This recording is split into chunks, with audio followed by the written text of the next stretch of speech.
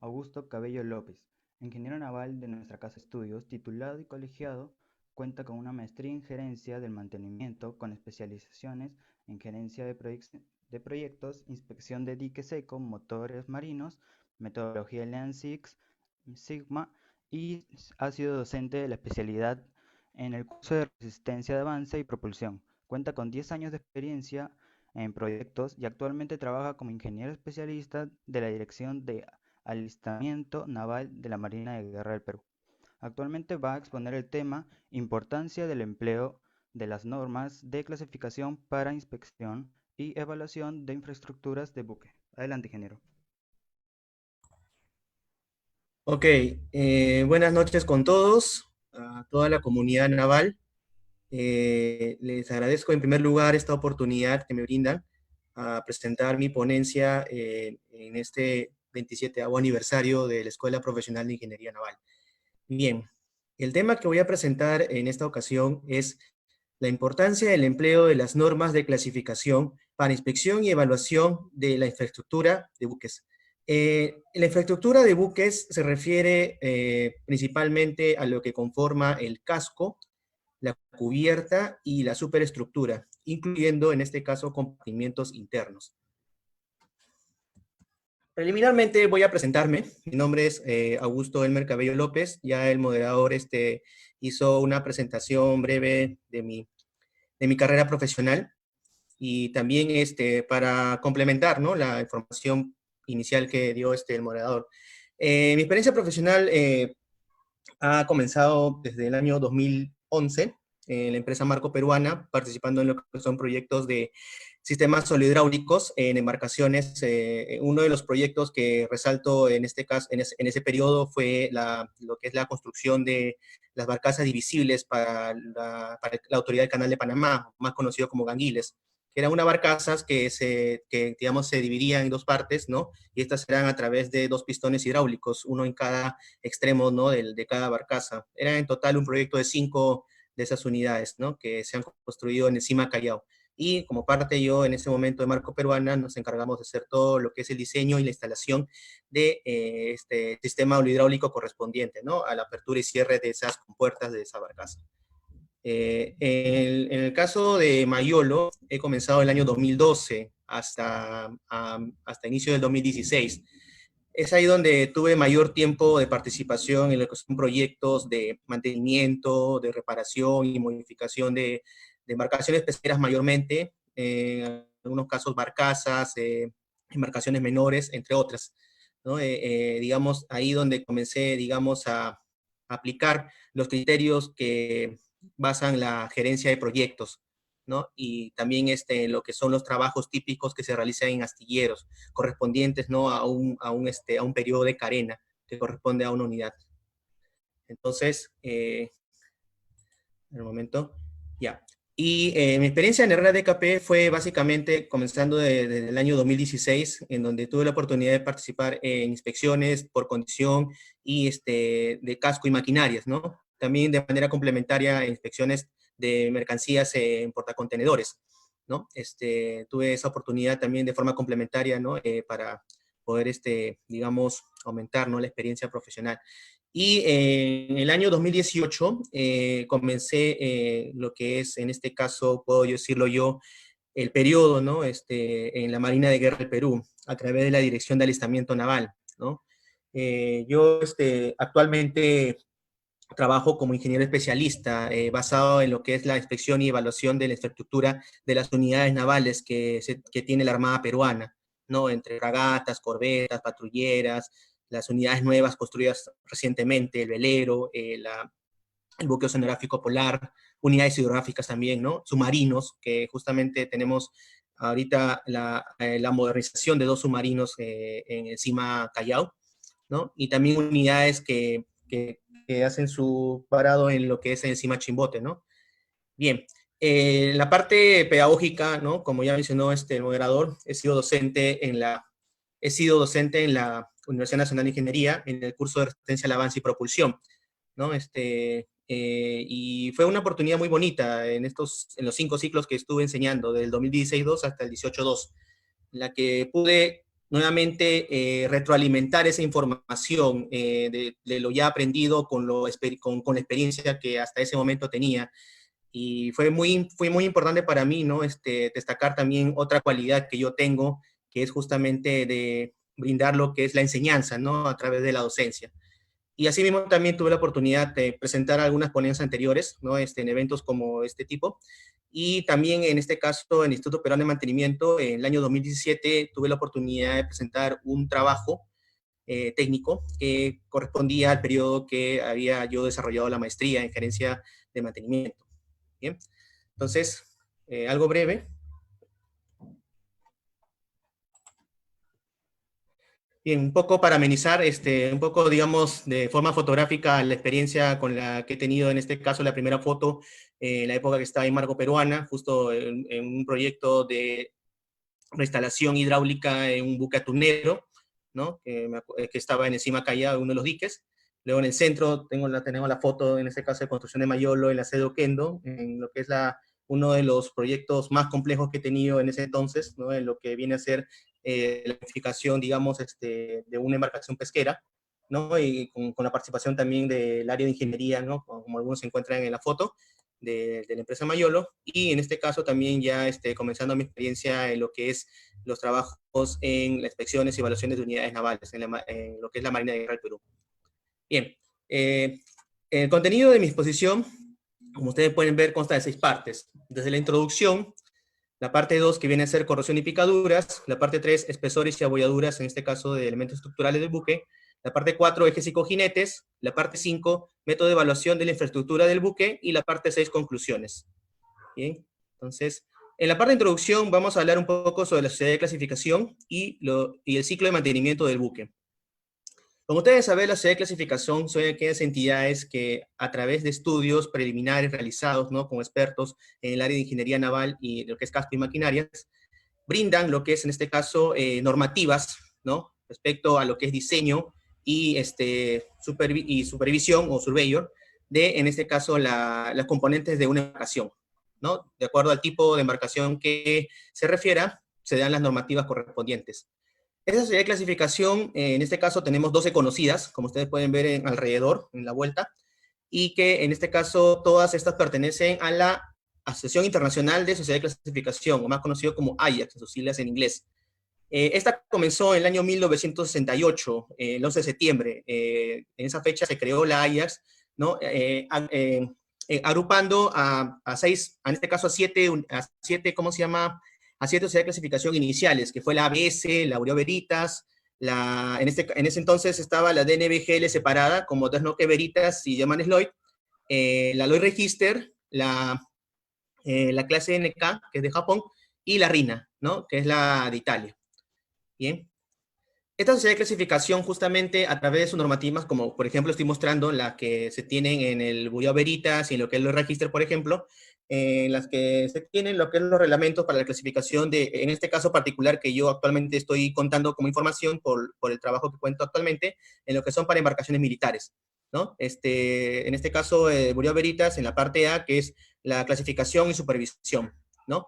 Y en la parte, en este caso, de los registros de forma general, ¿no? Tanto la parte A, que es clasificación y supervisión, que es, digamos, la parte común en casi todas en todas las normativas de clasificación, incluyendo la ABS o la DNB, y en la segunda de los registros ya engloba todas las partes, ¿no? En este caso, acá la particularidad de las embarcaciones militares, ¿no? Unidades militares, son que cuentan, aparte de lo que es la infraestructura correspondiente al casco y a lo que son la parte de ingeniería, que son todos los equipamientos y sistemas, también incluye lo que es el armamento, ¿no? Como un tercer grupo de componentes que encierran en este caso, a una unidad naval, ¿no? En comparación con otro tipo de unidad, ¿no? En este caso civil o unidad comercial.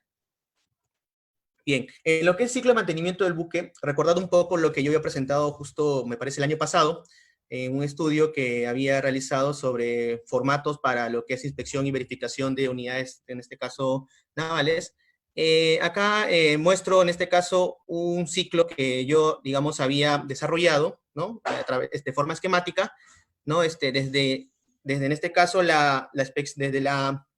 este caso, inspección o solicitud mejor del armador, que es la parte inicial, digamos, enfocándonos a lo que es la gerencia de proyectos, partiendo desde ahí, realizando una inspección inicial, varado del buque, junta del casco, que es la reunión correspondiente a, en este caso, a los involucrados, a tanto al armador, al constructor, ¿no? Y al ente evaluador o de inspección, ¿no? Incluyendo una sociedad de clasificación, si fuera el caso, en la cual se reúne para verificar todos los trabajos que se van a realizar, incluyendo trabajos ya definidos en un presupuesto inicial, con los que se van a definir al momento de hacer toda la revisión del casco, ¿no? Cuando el buque se encuentra en tierra, o más conocido en dique, ¿no? De un astillero. Y luego vienen las actividades correspondientes, ¿no? En este caso, 5 partes consideradas, ¿no? En una carrera típica. La carrera básica, los trabajos que ustedes pueden ver ahí, la calderería, las tuberías, limpieza de evacuaciones y las pruebas de estanqueidad, ¿no? Que voy a mencionar más adelante. Y luego pasando por lo que es la inspección final, el desvarado, las correspondientes pruebas en la mar, ¿no? Siguiendo protocolos de pruebas dados por, en este caso, el astillero o la entidad evaluadora, ¿no? Existe inclusive una normativa que pueden revisar, la ISO 19019, me parece esa, en la cual dan todos los lineamientos para las consideraciones para los protocolos de prueba de mar y la correspondiente entrega del proyecto. Y en la parte de arriba viene lo que es el desempeño operacional del buque, que es, digamos, una condición muy variada y de acuerdo al tipo de buque, en este caso, y que con ello, de acuerdo a un periodo determinado de, en este caso, entre carenas, ¿no? Se realiza nuevamente el ciclo desde la solicitud del armador. Entonces, es considerado un circuito cerrado, ¿no? Digamos, entendiéndolo de ese enfoque. Entonces, continuamos con la parte 2, que viene a ser lo que es corrosión y picaduras, ¿no? Que son dos de los defectos más considerados en lo que es los elementos estructurales que corresponden a la estructura de un buque. Para la corrosión se evalúa justamente en base a calificativos. 3 tipos de calificativos según lo que es la referencia de la Ajax en su normativa Z7, ¿no? En la Hull Classification Surveys. Acá menciona 3 cualidades, desde bueno, aceptable y no aceptable. En la parte buena justamente indica que la condición debe estar para menores puntos de oxidación, ¿no? Cosas, digamos, o puntos mínimos de corrosión que puedan brotar de la superficie, ¿no? Que se pueden considerar en condición buena. La condición aceptable estamos hablando ya en lo que es condición en roturas locales, en bordes de los refuerzos y conexiones soldadas, o en este caso 20% del área evaluada a considerar con oxidación liviana, pero menor a lo definido en la condición de no aceptable, ¿no? Digamos, hasta un 20% o en este caso del área considerada, que se va a evaluar, ¿no? De acuerdo a las parcelas que se puedan considerar en todo lo que es el casco, la cubierta o compartimentos internos. Y la no aceptable es cuando se habla ya de un 20% a más de esa área, ¿no? O si el recubrimiento que se aplica es duro, o el porcentaje de daños máximo debe ser del 10% en adelante.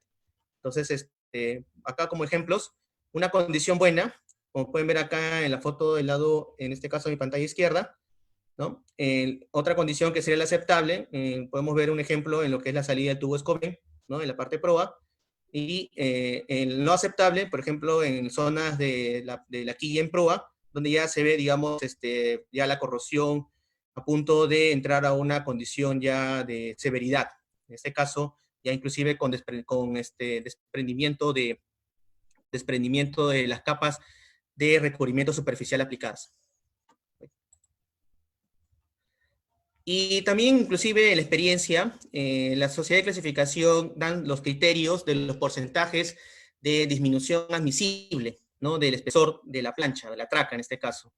No solo la traca, sino también de los refuerzos. Entonces, para las planchas y para refuerzos, en este caso planchas de áreas externas y áreas internas, tenemos acá justamente el espesor de desgaste mínimo, ¿no? En este caso, para áreas externas se tolera entre un 80 a un 75% del espesor original o el espesor de diseño, ¿correcto? Y las áreas internas vienen a ser entre 75 a un 70% del espesor original, ¿no? Algunas normas de clasificación dan en promedio que el desgaste debe ser, digamos, de un 25%, ¿no? Es lo que siempre con algunos colegas discutiendo, ¿no? La experiencia, siempre mencionaba un 25% a considerar como base. De acuerdo también inclusive a lo que es la edad del casco, ¿no? Esto ya conlleva a otro tipo de estudio que se denomina estudio de vida útil de una unidad, ¿no? Que mayormente se enfoca en lo que es tanto en la infraestructura y también a la parte de ingeniería, que son los equipamientos y sistemas. En este caso particular, la infraestructura, consideramos estos intervalos, ¿no? En este caso, de porcentaje con respecto al espesor original para el espesor mínimo de desgaste.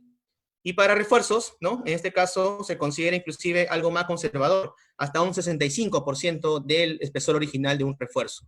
Esto estamos hablando mayormente para refuerzos que tienen mayor consistencia estructural. Y esto ya definido de acuerdo a un estudio estructural previo en la fase de diseño, ¿no? Que justamente aseguren que la viga buque pueda resistir a lo que son los efectos de arrufo y quebranto. ¿Correcto? Eso a través de un estudio de resistencia estructural. Para la evaluación de picaduras, o más conocido como pittings, tenemos justamente lo que sería el espesor remanente promedio para áreas con picaduras. Acá tenemos una formulación en base a lo que acá he encontrado en la DNBGL, ¿no? en la CG 0182, para lo que son espesores permisibles o disminuciones de espesores permisibles para estructura de casco. Tenemos esta fórmula.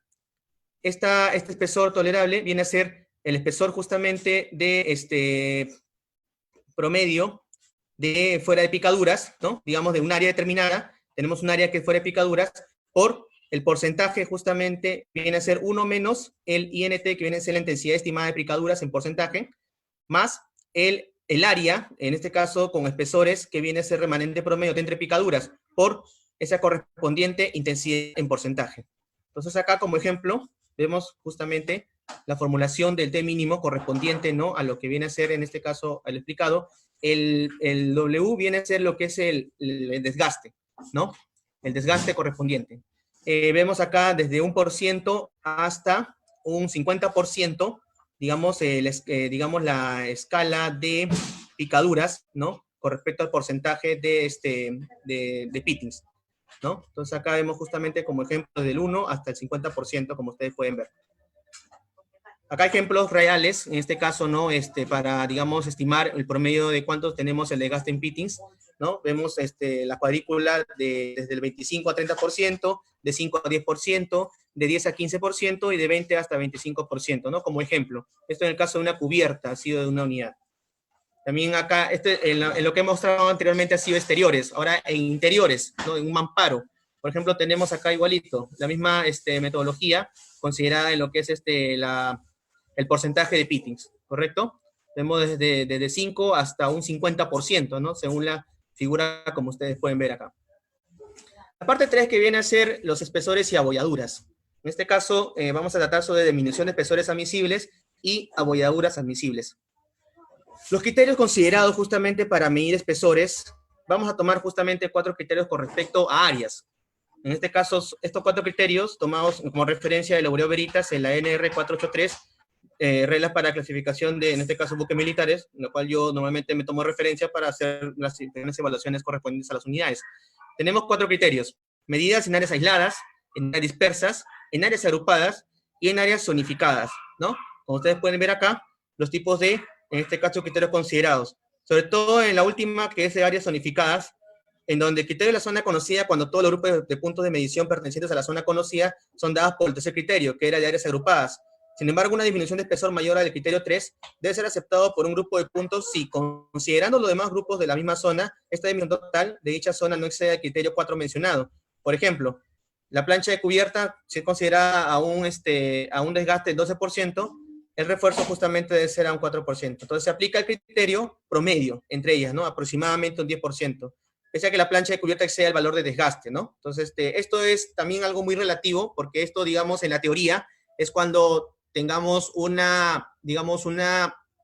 desgaste uniforme, ¿no? Pero recuerdo en una clase que tuve como en la parte de lo que es rugosidad, considerado como una componente para la resistencia al avance, siempre mencionaba este tema, ¿no? Que en la teoría se estudia la rugosidad en base a que esta, digamos, se dé como un desgaste uniforme, pero no siempre va a ser así en el casco al menos, porque inclusive esto va a depender bastante de la misma geometría, de las líneas correntiformes que conforman justamente al diseño del casco, ¿no? Entonces, esto digamos como valores promedios que se puedan considerar. Y a continuación acá vemos justamente la tabla de desgastes en base a los 4 criterios y con respecto a la zona, ¿no? Como una especie de matriz. Todas estas zonas de acá también están dadas justamente en ese reglamento, ¿no? De partes internas a partes externas. Y esto considerado en una sección típica que vemos acá, ¿no? Desde el punto 1 hasta en este caso, el punto 21, ¿no? De acuerdo justamente hablando de la cubierta, pasando por lo que son las cuadernas, en este caso las varengas, ¿no? Elementos estructurales internos, ¿no? Refuerzos longitudinales y refuerzos transversales, ¿no? Entonces, considerando todos los tipos de refuerzos conocidos, ¿no? Como ya ustedes saben, se evalúa en un punto específico y vemos justamente cuál debe ser el porcentaje admisible, ¿correcto? Y acá una tabla resumida, ¿no? En este caso, en lo que es intensidad de pittings, si estamos hablando de un porcentaje cero o aislado, hasta un 50%, ¿no? ¿Cuánto debería ser justamente el promedio máximo de profundidad de pittings, ¿no? Entonces, un porcentaje del espesor. Entonces, digamos, si es un área aislada, se puede tolerar hasta un 35%. Ahora, esto es muy variable porque esto ya, digamos, implica de manera compleja, o más que compleja, a decidir cuál va a ser la reparación adecuada, ¿no? Esto sobre todo si estamos hablando que esto se pueda combinar con una abolladura, ¿no? Entonces, hay formas desde justamente hacer tratamiento térmico con ¿no? oxicorte hasta hacer, digamos, rellenados, el caso fuera, ¿no? Rellenados especiales, ¿no? Con material de aporte similar al de, en este caso, del casco. Y, digamos, puede limitar en algunos casos la forma de cómo definir justamente esa reparación, ¿no? Sin embargo, acá el máximo, digamos, si estamos a un 50% de área de pittings con respecto a un área determinada, se puede tolerar hasta un porcentaje de 20%, ¿no? De manera conservadora. Ahora, para lo que son las abolladuras, las tolerancias de formaciones en planchas y refuerzos, como vemos acá, vemos en este caso con respecto a una construcción de cuadernos transversales o cuadernos longitudinales, ¿no? Desde justamente como tolerancia de construcción, deformaciones justamente en la parte proa, en lo que es por slamming, por ejemplo, ¿no? Por tensiones excesivas y por impactos locales, ¿no? Esta S sobre E, que es menor igual o menor igual o mayor a 50, se refiere en este caso a la separación entre refuerzos sobre el espesor E, ¿no? Esa es separación de refuerzos sobre E, espesor. Y acá tenemos justamente los valores correspondientes, ¿no? Y también pasando por lo que es deformaciones por impactos locales, ya sea en trancanil, pantoque, en traca cinta, también fuera, en este caso de la mitad del eslora, ya sean refuerzos no afectados o refuerzos afectados, ¿no? Porque siempre tenemos el problema que, digamos, o mala suerte tenemos a veces la experiencia en que un golpe que da en el casco de forma externa, la mayoría de los casos cae justamente en longitud no soportada, ¿no? Inclusive disculpe la expresión, agarra tanto longitud soportada y no soportada. Entonces ahí donde ya de acuerdo a la avería suscitada, se decide justamente cuál va a ser la reparación adecuada a realizar. Ahora, antes de pasar a ejes y cojinetes, lo que corresponde a la infraestructura, como les decía, viene a ser lo que es el casco, cubierta, superestructura y compartimientos internos, ¿no? Entonces, todo lo anterior ha sido justamente para esta parte, para lo explicado desde el capítulo de la parte 2 a la parte 3. Ahora, en esta parte 4, lo que es ejes y cojinetes, corresponde a los sistemas de propulsión y gobierno, ¿no? Que también justamente en Diali, en este caso donde yo trabajo, también reviso esas partes, ¿no? Las evaluaciones correspondientes a lo que son los ejes y cojinetes. Vamos acá a considerar lo que es evaluación de los huelgos, ¿no? Y la valoración del eje según el diámetro. Ahora, acá esto, digamos, estos son los dos, digamos, aspectos más importantes a considerar. Hay bastantes aspectos inclusive de la hélice, ¿no? Que espero en otra oportunidad pueda tener, digamos yo, ¿no? Bueno, vale la oportunidad de presentar, ¿no? Que justamente cómo evaluar justamente la condición de una hélice, por ejemplo, de manera superficial, inclusive si hay una avería u otra, ¿no? Entonces, en este caso he considerado estos dos aspectos, ¿no? De los huelgos y la valoración de ejes. Bien. En lo que es la evaluación de huelgos, antes que nada, como también en la oportunidad que tuve en la docencia, en la parte de lo que es justamente la segunda parte del curso de extensión del avance y propulsión, que es justamente propulsión, un tema que, digamos, en anteriores ciclos, al menos no he visto que hayan tocado, es lo que es en este caso, definir los componentes de una línea propulsiva, ¿correcto? Entonces, en todos los aspectos correspondientes a lo que es los componentes de una línea propulsiva, hay un término que yo siempre he, en este caso, mencionado en clases, que son los huelgos. Los huelgos justamente son los espacios considerados entre, por ejemplo, la superficie exterior de un eje con la superficie interior de una bocina, en este caso un cojinete. Entonces, ese espacio, como siempre le decía en clases, es el espacio que se debe mantener a una medida tal que asegure la estanqueidad justamente en todo el sistema y que a la vez también permita el libre giro sin que sea afectado justamente el eje por resistencias a la torsión, ¿correcto? Entonces, acá tenemos 3 gráficas. Esta primera que viene a ser los huelgos entre ejes y acoples a metal blanco, o más conocido como baby, lubricados en aceite, ¿no? Esto se puede encontrar, por ejemplo, en lo que son los cojinetes de los ejes intermedios de una embarcación, ¿no? Bien, acá tenemos la tabla de lo que son las tolerancias en milímetros de los huelgos con respecto al eje, o el diámetro del eje, ¿no? En milímetros. Vemos acá justamente las formulaciones desde la gráfica, ¿no? De una tendencia lineal, desde este huelgo inicial, que viene de ser entre estas 2 gráficas que encierran esta región, y el huelgo máximo, ¿correcto? Que viene a estar dado por esta formulación, ¿no? Digamos, simplemente es tabular del punto que yo quiero el diámetro que tengo de eje, ¿no? A la condición ya sea de huelgo inicial y huelgo final, tengo los valores correspondientes. ¿No? Esta referencia la he tomado en ABS el año 92 en una guía que tenían de Surveyor Guide, Notes of Tail Shaft Survey. La segunda gráfica también tenemos lo mismo, pero ahora para GB sintético, o antiguamente llamado también en el caso del Guayacán, que ya no es muy usado, ¿no? Es muy raro encontrar una embarcación que aún use Guayacán. Existen algunas, pero normalmente se trabaja con GB sintético. En este caso, lubricados con agua. Este es un ejemplo, ¿no? De un GB, en este caso, de un GB sintético, dentro de, en este caso, de un acople, ¿no? Por ejemplo, puede ser del tubo codaste, y en la cual va a estar alojado interior el eje. Ahora, acá tenemos justamente igual la gráfica para lo que es los huelgos iniciales y el máximo huelgo, ¿no? De la tabla, en este caso, de huelgos versus el diámetro, en este caso, estamos considerando lubricados con agua. Y el lubricados con grasa, ¿no? En este caso, de huelgos entre eje, propulsión y cojinetes, también tenemos lo mismo. Tenemos justamente, considerando desde 100 hasta 400 milímetros de diámetro, una tendencia lineal, tanto para lo que es huelgo inicial y huelgo máximo, ¿correcto? Ahora, para lo que es la valoración del eje en base al diámetro, tenemos, tenemos en este caso los límites para ejes hasta un diámetro de 255 milímetros y ejes para diámetros mayores a ese valor. Entonces se consideran en este caso con respecto para lo que son fisuras y opiting mayormente, ¿no? Como dice acá en la primera parte. Para fisuras y opiting con una profundidad igual o menor a 3.2 milímetros se debe reparar adecuadamente.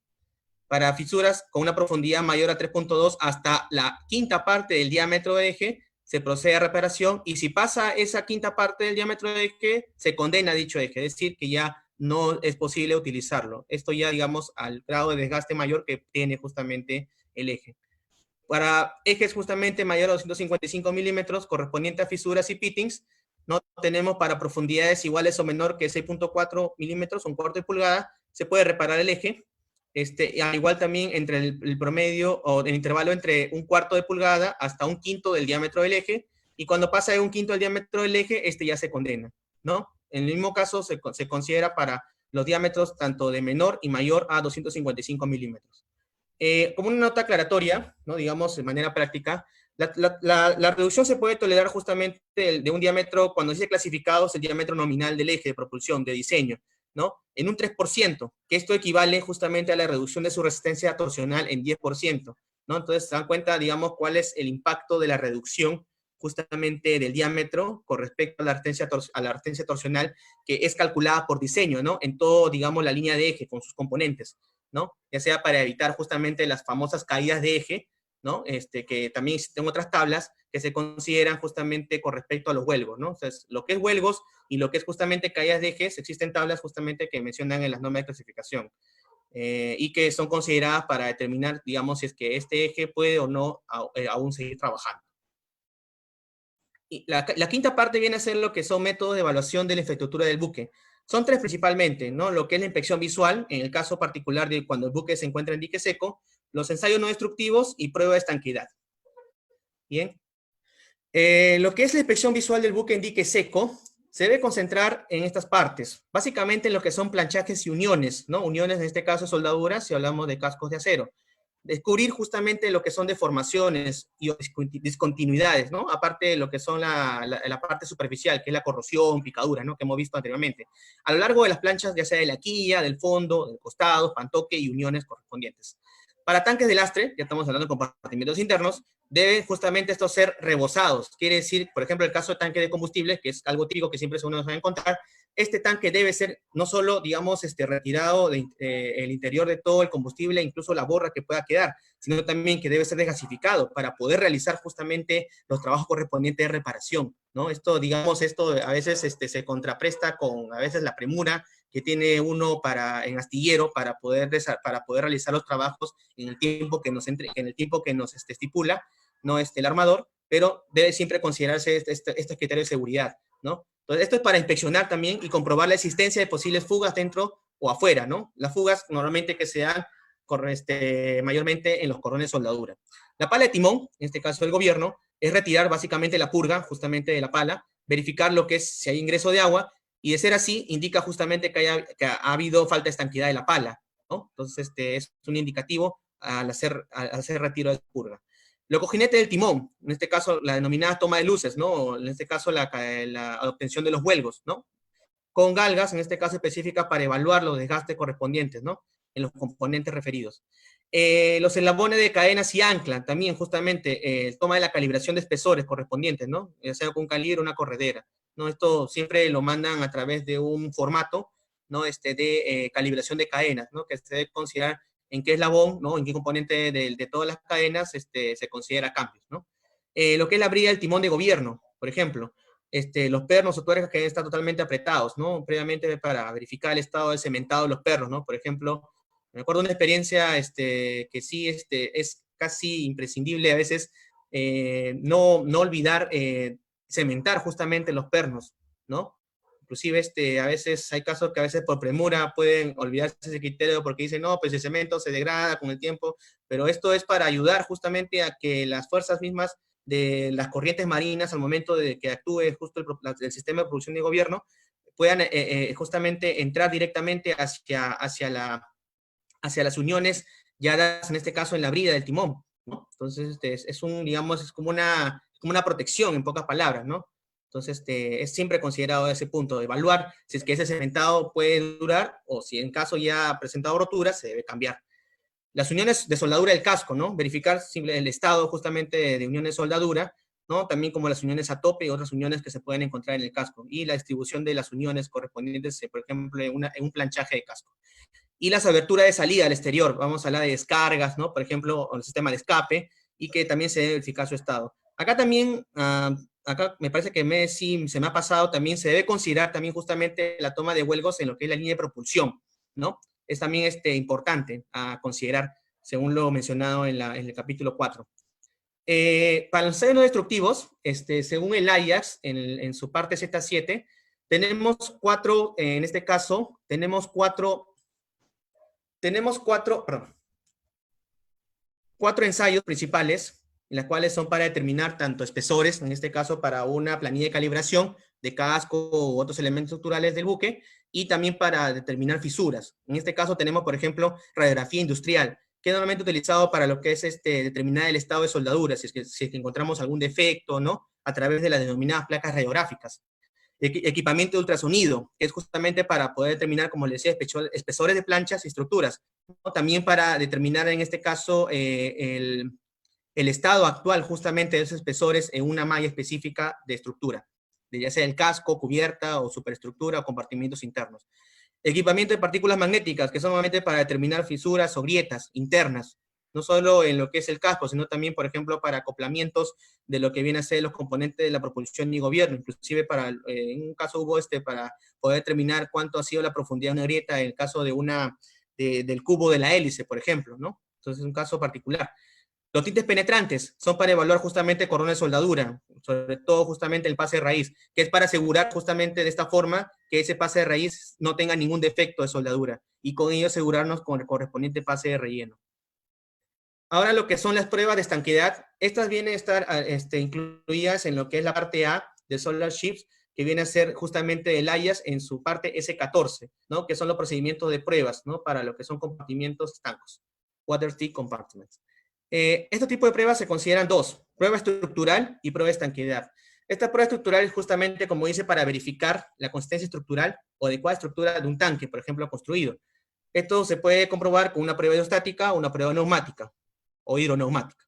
La prueba de estanqueidad, que es lo que vamos a enfocarnos más, es una prueba que justamente verifique la no existencia de fugas, que normalmente se da en los cordones de soldadura, ¿correcto? Ya sea en interior y bordes del tanque considerado.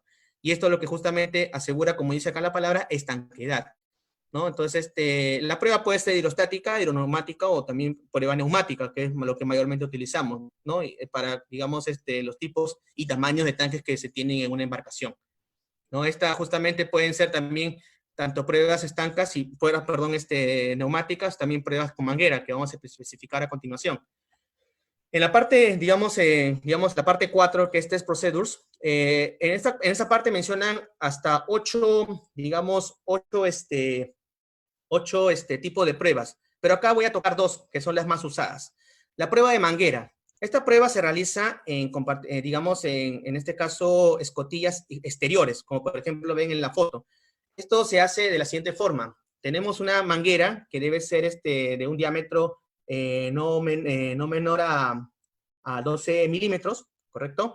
Y que debe estar a una altura aproximadamente de no menor de 1.5 metros, y que se debe justamente aplicar un chorro de agua en este caso en las uniones, en los bordes justamente entre la cubierta y en este caso, escotilla, ¿no? A una presión no menor, en este caso a 0.2 bar, según lo que especifica justamente esta normativa. Y esto con la finalidad de verificar si es que hay una existencia de fuga, ¿no? Entonces, esa sería la prueba de manguera. La otra prueba, que es la prueba de aire a presión, es una prueba justamente a través de un manómetro, ¿no? En este caso, o más conocida como la prueba neumática. Esta prueba nos asegura justamente la estanquidad de los cordones de soldadura, ¿no? Entonces, esta se hace según lo que dice acá la Ajax, a una presión no menor a 0.15 bar, ¿no? En el ejemplo, no me ayuda muy bien la foto, pero está justamente a una presión un poco mayor a 0.15 bar, ¿no? Esto, de acuerdo, se va a acrecentar también con el tamaño del tanque. Y esta justamente se determina a través de 2 fases. La primera fase es determinar justamente al momento de iniciar la prueba, verificar justamente los cordones de soldadura principales que conforman al tanque en el instante dado. Verificar a través de una solución jabonosa, aplicando justamente los cordones de soldadura. Y luego, la segunda fase, esperamos entre 4 a 5 minutos y volvemos justamente a hacer nuevamente el pase, en el caso que en la primera fase no se haya detectado justamente alguna fuga. Esto con la finalidad de reasegurar justamente en esta segunda fase si es que existe o no alguna fuga que no se haya detectado en la primera fase. Y bueno, para concluir, por cada capítulo, en este caso del 1 al 5, en la parte 1 yo mencionaba justamente sobre la sociedad de clasificación, que son muy importantes a considerar, y a pesar de que estas sociedades, ¿no? Como ustedes saben, son sin fines de lucro, estas dan justamente las normativas para que estas puedan ser aceptadas en el caso, no mayormente cuando un buque, ya sea desde su proyecto o cuando ya el buque exista, se requiera justamente de una clasificación, ¿no? Que es una certificación que se acepta, digamos, en todo el mundo. Pero, sin embargo, estas no llegan a ser de alguna manera en general mandatorias. ¿A qué me refiero? A que si un buque, por ejemplo, no se encuentra clasificado, las normas que mencionan en la sociedad de clasificación pueden ser tomadas como referencia para un mejor, ya sea diseño o una mejor inspección. Pero en este caso particular no resultan ser mandatorias. Entonces, es un poco, digamos, la relatividad que se puede dar en este caso, ¿no? Digamos, a una manera de conclusión. Lo que es en este caso, también he mencionado lo que es el ciclo de mantenimiento, que es muy importante a considerar para, digamos, saber cuáles son las fases en las que se van a considerar las correspondientes inspecciones, sobre todo enfocado a lo que es en este caso el buque puesto en el astillero o en el dique seco del astillero, ¿no? O en una explanada, ¿no? Dependiendo del tipo de astillero que, no sé, que en este caso nos refiramos. Lo que es la parte de corrosión y picaduras, les he mencionado justamente cuáles son los criterios principales, ¿no? Y que estos son muy importantes en el momento de la práctica, verificar justamente tanto lo que es los calificativos desde bueno hasta no aceptable en la parte de corrosión, y lo que son justamente los porcentajes de área y los pittings, ¿no? Que hemos visto. Lo que viene a ser los espesores y abolladuras, en la parte de espesores, como le mencionaba, ¿no? Parte del capítulo 2 era que se considera, digamos, de manera un average o promedio, un 25% del desgaste en general. Más, digamos, conservadores, casi hasta un 30% en promedio se puede tolerar en los refuerzos, ¿no? Por la misma fisionomía estructural que cuenta del diseño, en este caso, el área evaluada, ¿no? En el casco, o en la cubierta, o en la superestructura. O en pocas palabras, cualquier parte de la infraestructura del buque. Lo que viene a ser los ejes y cojinetes, ¿no? Les he mostrado justamente la tabla de Vuelvo con respecto a diámetros, ya sea para uniones, en este caso, de eje con bocinas, ya sea que sean lubricadas por aceite, por agua o por grasa. Y lo que viene a ser también la valoración del eje, ¿no? Que es siempre he visto algunos casos, ¿no? En la cual se tiene el eje desmontado y se puede ver, digamos, varios defectos, varias cosas que uno puede encontrar y a veces en el campo es bueno siempre saber, ¿no? Cuáles son esos criterios principales a considerar. Esto, claro, digamos, a un nivel de inspección visual, porque esto, digamos, ya el mismo diseño ya viene, el mismo, digamos, la misma característica del eje, ¿no? Con lo que es también las características y dimensiones de las uniones, como las bocinas, ¿no? En este caso, las uniones correspondientes a los ejes, esto ya vienen de un diseño, ¿no? De un cálculo. Entonces, estos, digamos, se deben asegurar de alguna otra forma para que se pueda asegurar justamente la condición operativa del sistema, en este caso, del sistema de propulsión. Y bueno, los métodos que he mencionado para evaluación, que vienen a ser desde una inspección visual, que es lo mayormente, digamos, empleado, ¿no? De forma inicial, y lo que son los ensayos no destructivos, que se emplean en diferentes fases, no solo de la que es la inspección cuando el buque se encuentra en mantenimiento, en reparación o en modificación, sino también en el caso de la construcción, ¿no? Entonces también esos criterios, más criterios inclusive considerados en la construcción, pero también incluyen en esas fases, ¿no? A considerar. Y lo que viene a ser también lo que son las pruebas de estanqueidad, que son las mayormente empleadas para lo que son compartimientos internos. Y asegurar justamente mayormente lo que es la estanqueidad y también en parte lo que viene a ser la consistencia estructural justamente de los tanques evaluados, ¿no? Siempre también procurando que estas pruebas sean el menor tiempo posible, ¿no? Estamos hablando dependiendo un promedio desde 15 minutos a media hora, porque no siempre es bueno dejar el tanque presurizado, como ustedes saben, ¿no? Esto viene ya, digamos, la presión constante, como ese tanque no va a actuar presurizado en el caso fuera, no es necesario mantenerlo mucho tiempo en esa condición. Las pruebas siempre tienen que realizarse en el tiempo debido, ¿no?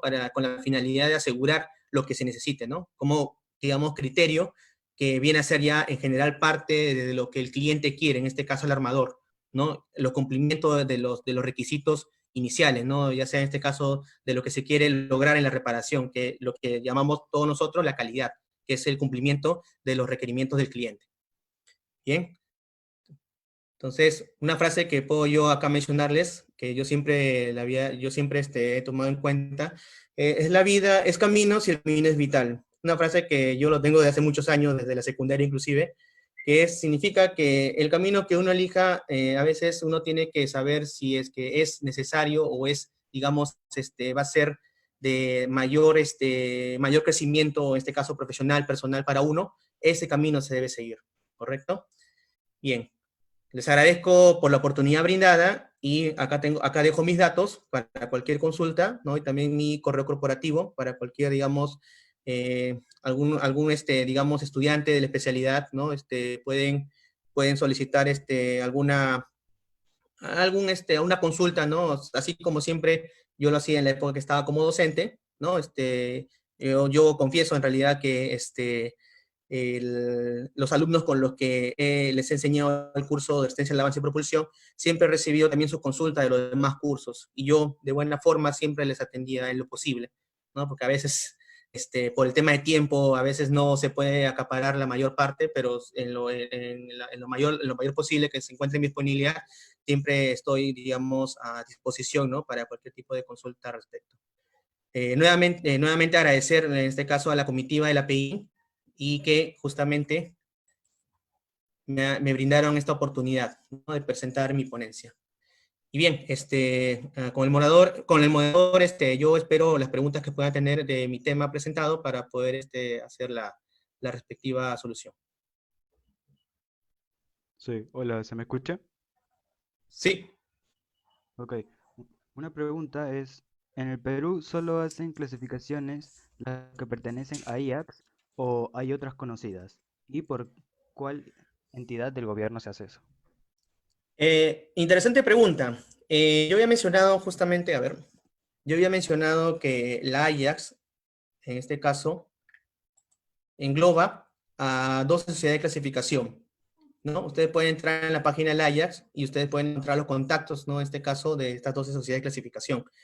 Eh, Aparte del Ajax, que engloba estas sociedades, existen otras, digamos, sociedades que de forma particular certifican a cierto tipo de embarcaciones.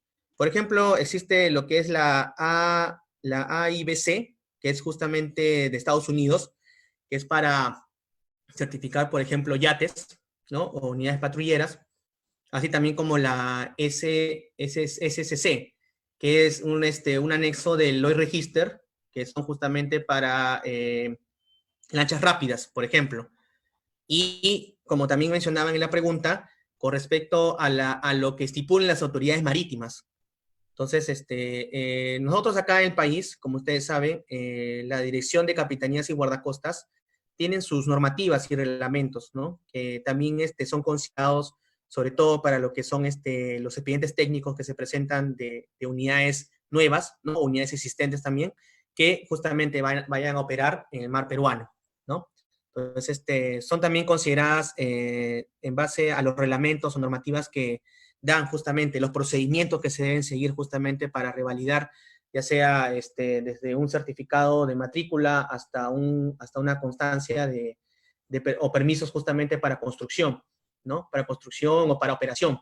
Entonces, también y también como le decía, ¿no? Que las propiedades de la sociedad de clasificación son en general, ¿cómo se llama? Recomendatorias, se podría decir.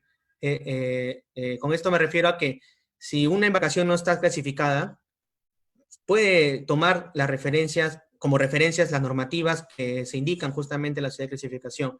Y también como ¿no? Como una nota, lo que indican en el reglamento de la Ajax, todas las sociedades de clasificación que pertenezcan a la Ajax las acogen, ¿no? Y algunas de ellas, ¿no? Como he mostrado unos ejemplos, ya sea de Bureau Veritas, la de, en este caso, Desnoque Veritas y la de, en este caso, ABS, muestran ya sus particularidades.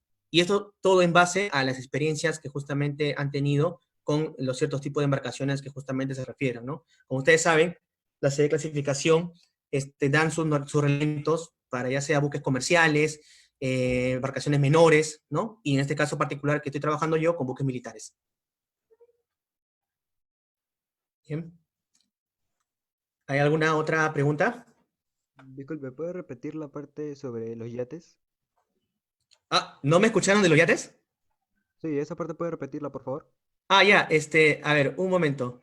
Le decía que justamente de los yates hay una que es la no, perdón, disculpen, la BYC, que es justamente la American Boat and Yacht Council, ahí está, esa es justamente. Esta justamente es una organización sin fin de lucro, igualito como la sociedad de clasificación, que establecen estándares, ¿no? Que establecen estándares, en este caso, para la construcción segura y mantenimiento de embarcaciones, para, en este caso, particular Estados Unidos. Entonces, ¿no? Como ustedes se pueden dar cuenta, digamos, esta BYC se especifica justamente para yates, ¿no? En las localidades de ese país, pero que también de alguna manera se pueden, digamos, tomar en cuenta si son yates de otros países, porque estas justamente siguen justamente los principios, ¿no? Básicos de lo que es ya sea la construcción y mantenimiento naval, ¿correcto? ¿Alguna otra pregunta o...? Sí, al momento en el Perú, la legislación obliga a los armadores a tener una clasificación a todas las embarcaciones, incluidos a los pesqueros. Perdón, ¿puedes repetir la última parte? Ah, la clasificación, mm, ob- la legislación obliga a que todos los armadores estén en una clasificación a todas las embarcaciones, incluidas a los pesqueros. Bueno, en el caso de los buques pesqueros, de manera particular, por motivos de asegurar, digamos, lo que es la operatividad correcta, ¿no? En el momento de lo que es faena de pesca, acogen justamente a sociedades de clasificación, como por ejemplo la de Snorkel Veritas, o en este caso la DNVGL, ¿no? Que es una de las que más he visto que emplean, ¿no? Para embarcaciones pesqueras. Sin embargo, lo que viene a ser que haya otras más sociedades de clasificación que sean empleadas para este tipo de buques, al menos en el país, he visto mayormente de esa sociedad de clasificación. También deben existir otras sociedades justamente, pero en la mayoría de los casos, eh, ¿cómo se puede decir? La mayoría de los casos acogen más que nada a las normativas, sobre todo para la parte del diseño, ¿no? Y va a ser mandatorio en el caso que esta embarcación pesquera, ¿no? Digamos X, esta embarcación pesquera X, no solo se acoja a las normativas, sino también que requiera ser clasificado. Entonces ya esas normativas ya van a ser mandatorias.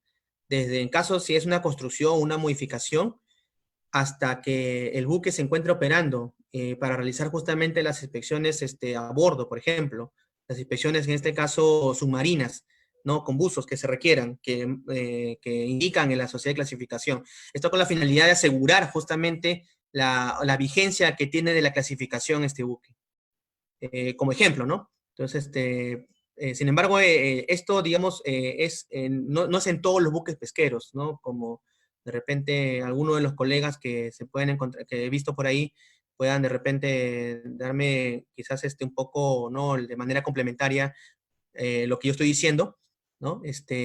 Pero sí, lo ideal, al menos, es que puedan justamente acoger las normativas a que sean usadas justamente de acuerdo a la condición que se encuentre la embarcación, si es desde el diseño o ya si es existente, se hace una modificación, una reparación, y también cuando ya se encuentra en operación, ¿no?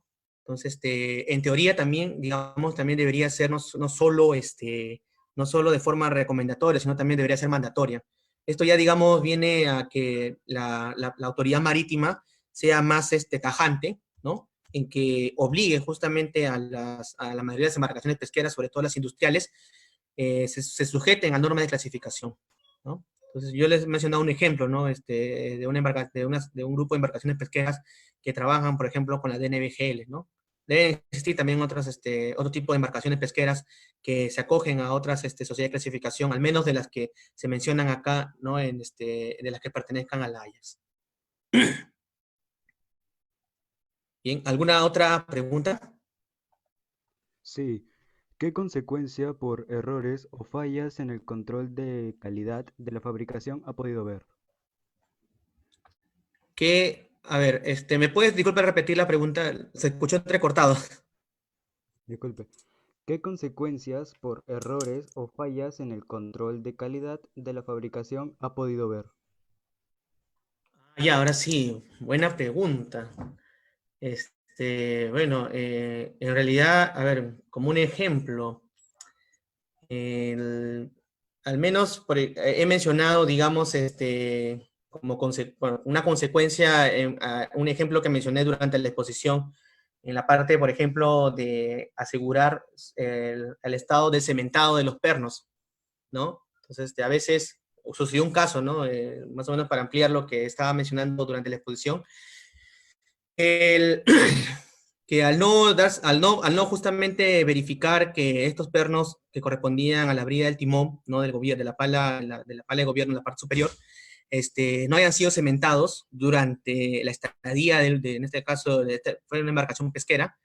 Esto, pues, digamos, la consecuencia pudo haberse dado de forma diversa, ¿no? En este caso particular fue que la consecuencia ha sido que, digamos, la detección que faltó ese cementado ha sido ya verificado cuando el buque, o en este caso cuando la embarcación ya se encontraba a punto de ser desvarada.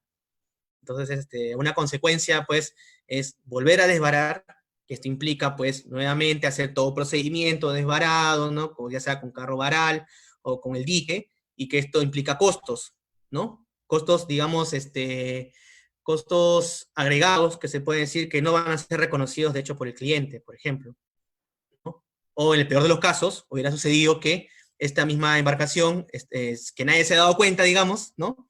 Nadie se haya dado cuenta y la embarcación haya bajado así sin cementar los pernos, y en su siguiente carena se encuentren pues con diversas formas de defectos en esas uniones empernadas. ¿Por qué? Porque justamente ha faltado esa protección básica. Entonces, esto, digamos, digamos, ¿cuál es? Como digamos, un poco un diagrama causa-efecto, ¿no? Entonces, ¿cuál sería la solución? Simplemente hacer un recorrido final, que es siempre lo que se hace, a todo el buque, desde la parte exterior hasta la parte interior, en zonas trabajadas, ¿correcto? ¿No? Y que asegurar justamente que ésta no tenga ningún problema al momento del desbarado. Ese es un ejemplo, digamos, básico que podría yo mencionar, ¿no? Que, digamos, pueda recordar. Ahorita, a ver, otro ejemplo, se me vienen varios a la cabeza, pero digamos, ¿cuál, como que, digamos, así como les he explicado, cuál podría mencionar? A ver, a ver, a ver. Mm, bueno, en sí, por ejemplo, a ver, más que, digamos, me haya pasado, es por ejemplo, no he mencionado en esa parte, pero algunos colegas que se encuentran presentes en la exposición, ¿no? Que he visto ahí puedan saber también, es asegurar justamente el área de contacto o superficie entre el eje y, ¿cómo se llama? Y, por ejemplo, el extremo eje de cola con, con el interior del cubo de la hélice, ¿no? Que, digamos, esa área de contacto que es con un recubrimiento llamado azul Prusia, esto debe asegurarse entre un 70 a un 75%, ¿no? Eso se realiza con una prueba de verificación de esa área, ¿no? Y al final, al momento de hacer esa prueba, que es simplemente rotar el eje, ¿no? Con el cubo de la hélice, en un taller de propulsión, y verificar que se cumpla ese porcentaje mínimo, ¿no? Entre 70 y 75%. Ahora, ¿qué pasaría si no se cumple eso? Esto incurriría a que pueda, digamos, pueda, eh, pueda detenerse, ¿no? La palabra correcta sería, pueda, digamos, frenarse, ¿no? Entre comillas, el eje con la hélice y pueda dejar de operar al momento del empuje. Y esto trae como consecuencia, pues, un defecto en la propulsión al momento de que opere la unidad, ¿no? Entonces, es, digamos, otro ejemplo más que suscitado, es un ejemplo que se debería, como para evitar justamente este tipo de consecuencias, ¿no? Entonces, yo la verdad, esa parte es muy interesante. Yo quisiera que, digamos, por el correo que pueden ustedes, ¿cómo se llama? A ver, en el correo que acá he mostrado, de alguna otra forma, puedan un poco hacerme saber, digamos, a qué, digamos, parte de la embarcación refieran, ¿no? Digamos, a qué consecuencias, ¿no? Por efecto de error, como la pregunta ha sido, porque esta pregunta ha sido muy genérica, la verdad, muy genérica. Entonces, yo le decía bastante, si es que pueden, digamos, a mi correo personal, no los interesados, enviarme esa pregunta, pero, digamos, enfocada a qué parte de la embarcación, ¿no? Y que de alguna otra forma, ¿no? A la experiencia que yo tengo, pueda absorber justamente esa duda, ¿no? Que puedan tener. Entonces, ¿no? Para un poco complementar ya a largo plazo esa pregunta muy interesante, la verdad. ¿No? En realidad, aparte de genérica, esa pregunta es muy interesante para hacer, porque al final esto va a ser, digamos, una retroalimentación de la experiencia y la información que ya sea por mi parte y al interesado que me pregunte podamos tener. ¿Correcto? Bien, entonces, ¿hay alguna otra pregunta del público? Le felicita y agradece por sus respuestas al ingeniero Iván Robles. Ahora, David Amaya le brinda felicitaciones y pregunta, la Maina ya actualizó sus publicaciones navales. El Recaer SMP, ¿cómo se está llevando la gestión de mantenimiento en la MGP? A ver, sí, buena pregunta. De parte, sí, de paso saludar al ingeniero David Amaya, sí, que también justamente hace años también estuvo trabajando, ¿no? Al igual que yo, en la Marina de Guerra. Y sí, respecto a esa pregunta, es correcto. El RECAR es la normativa que se maneja justamente a través de la Dirección de Alistamiento Naval, ¿no? En la cual justamente se dan los reglamentos para lo que son los procedimientos a realizar para las carenas, para mantenimiento y reparaciones, ¿no? Entonces, actualmente, digamos, recordando hace, a ver, noviembre, entre agosto y septiembre de este año, se ha solicitado una actualización, ¿no? A través justamente de Congemar. Esto con la finalidad de actualizar justamente el reglamento, que incluso tuve la oportunidad de poder ver el primer no el borrador, sino la primera versión del RECAR. Estamos hablando en hojas bulky, ¿no? Es muy antiguo. Entonces, esto ya ha sido, o está en proceso de actualización. Eso es correcto, ¿no? Y también, digamos, fui partícipe, ¿no? Con los oficiales encargados ahí de la Dirección de Estamento Naval, de dar, digamos, valores agregados a esas directivas.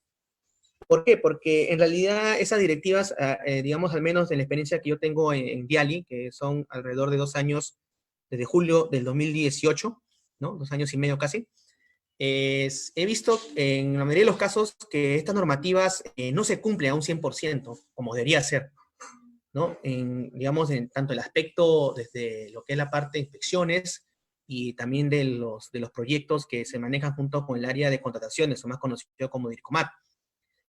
Entonces, en la mayoría de los casos, digamos, ha habido algunas deficiencias, ¿no? No del todo, no, digamos, no han sido deficiencias totales, pero sí se han notado al menos durante los procesos, ya sea desde las reuniones que mencionan que se deben hacer en RECAR, ¿no? De acuerdo, ya sea si es por carena, por mantenimiento o por reparación, ¿no?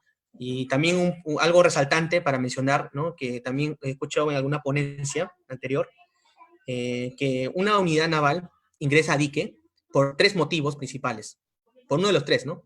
El primero es para justamente cumplir el plan de carena que le corresponde.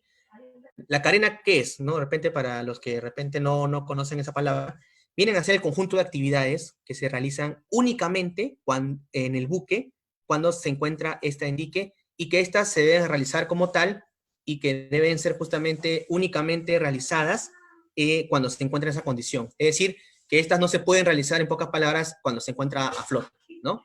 ¿No? Para buen entendedor.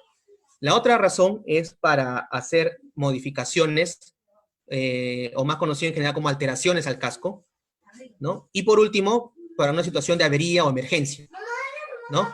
Entonces, por esas 3 condiciones es lo que también en parte mencionan en el RECAR, ¿no? Digamos, en parte también un poco de forma complementaria es siempre considerar, ¿no? Algunas partes de los reglamentos que se mencionan de la clasificación, y que en sí esa parte, digamos, en el RECAR, al menos que he podido verificar inicialmente, no está muy clarificadas. Esperemos ahora con esta nueva actualización ya no solo, como se dice, quede en el papel, sino que estas, digamos, se realicen, ¿no? Se den en la práctica, en pocas palabras.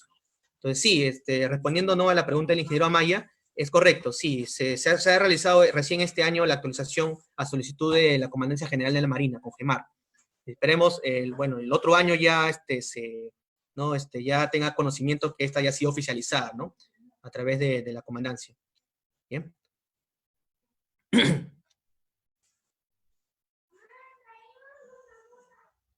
¿Alguna otra pregunta? Sí. Muchas gracias, ingeniero. Eso ha sido todo por las preguntas de hoy.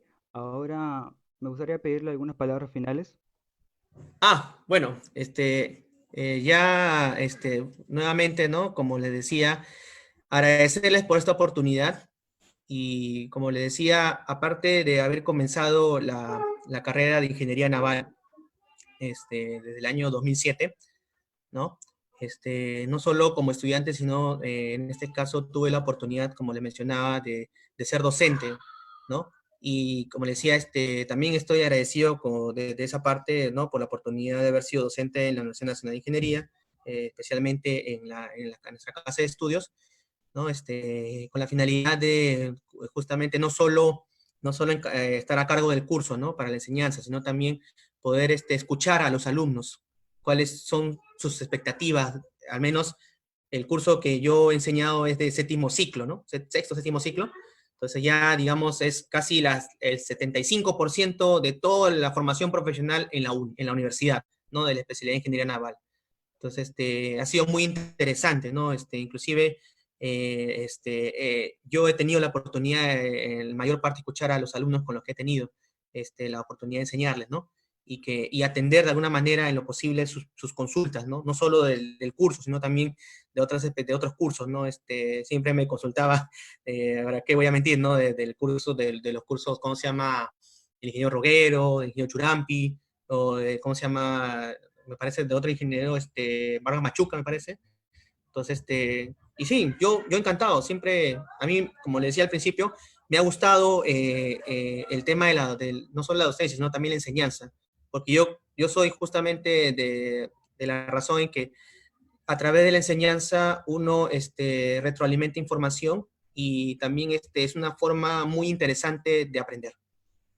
Entonces, para finalizar, les agradezco por esta oportunidad. Espero pueda yo el otro año poder ser partícipe, ¿no? A través de la directiva de la API y saludar a toda la comunidad naval por los 27 años de la Escuela Profesional de Ingeniería Naval. Y que viva la UNI, y viva la Ingeniería Naval. Muchas gracias.